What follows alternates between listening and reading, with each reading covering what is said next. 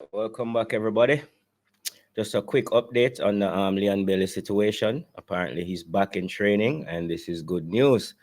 Um, he took full part in training sessions today, and I did actually see some footage, some clips from the training from today, and Leon was involved.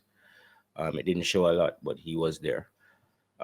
We have a statement coming out of GFF from Earl Bailey. It says Coach Whitmore will have every player to choose from for Sunday's game versus the United States.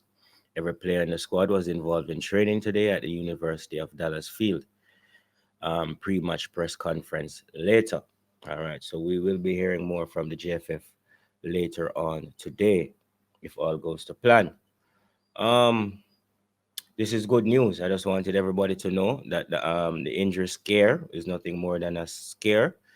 Seems like it was a precautionary measures. Leon just spending some time working out with the physio. Whatever niggle he had, they seem to have it under control. So good news all around. All right, everybody. Stay tuned. Thank you for joining me. And remember, like and subscribe. All right. I'll see you next time.